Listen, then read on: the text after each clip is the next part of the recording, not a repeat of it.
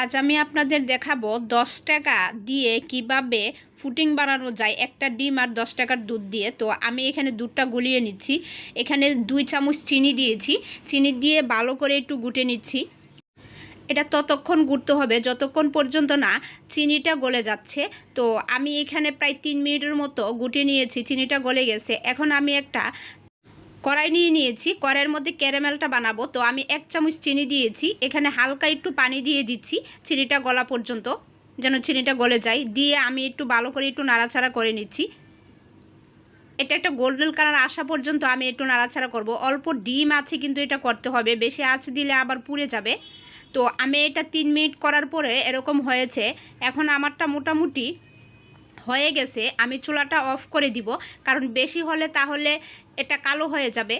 তো দেখেন আমি চুলাটা অফ করে দিয়েছি, এমন হয়েছে। এখন আমি বাটিতে ঢেলে নিচ্ছি, যে বাটিতে আমি ফুটিংটা বানাবো সেই বাটিতে আমি সেট করে নিচ্ছি। তো আমি এই বাটিতে এই ফুটিংটা সেট করব। এই যে দেখেন আমি একটু গুঁড়িয়ে সমান জায়গায় করে দিচ্ছি। এখন এটা শুকালে শক্ত হয়ে যাবে। আমি একটা বাটি নিয়েছি, একটা ডিম দিয়েছি। তো ডিমটা আমি এখানে ফেটে নিচ্ছি। একটু ভালো করে স্মুথ করে ডিমটা ফাটতে হবে। এই ডিমের সঙ্গে কোনো কিছু অ্যাড করার দরকার নেই। তো আমার ডিমটা ফাটা হয়ে গেছে। আমি 2 মিনিটের মতো ডিমটা ফেটে নিয়েছি। এখন যে দুধটা রেখেছিলাম সেই দুধটার মধ্যে আমি ডিমটা দিয়ে আরও 2 মিনিটের মতো ওইটা আমি ফেটিয়ে নিব। তো আমার ফেটানো হয়ে গেছে। এখন আমি একটা চাকনি নিব, যে এটা ক্যারামেলটা করে রেখেছিলাম ওটার মধ্যে দিয়ে দিচ্ছি। এখন একটা চাকনি নিয়ে নিচ্ছি, চাকনিতে আমি ছেঁকে নিচ্ছি। তো আমার এটার ডাকনা নেই, তাই আমি ফয়েল পেপার দিয়ে এটা সুন্দর করে মুখটা একটু আটকিয়ে দিচ্ছি। আপনাদের যদি যে বাটি নেবেন সে বাটিতে যদি ডাকনা থাকে তাহলে তো হয়েই গেল। আমার ডাকনা নেই বলে আমি এটা ফয়েল পেপার দিয়েছি। এখানে একটা টিস্যু দিয়েছি, গরম পানি আমি আগে করে রেখেছি। তো টিস্যুর মধ্যে এখন আমি এই বাটিটা বসিয়ে দিচ্ছি। আমি 20 মিনিটের মতো এটা জাল করব।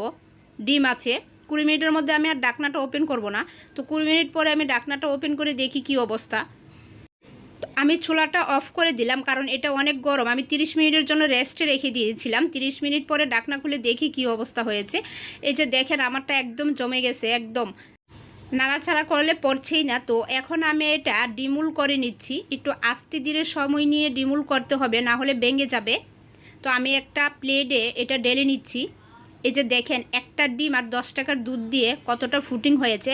ভিতরটা কেমন হয়েছে আমি আপনাদেরকে দেখাচ্ছি।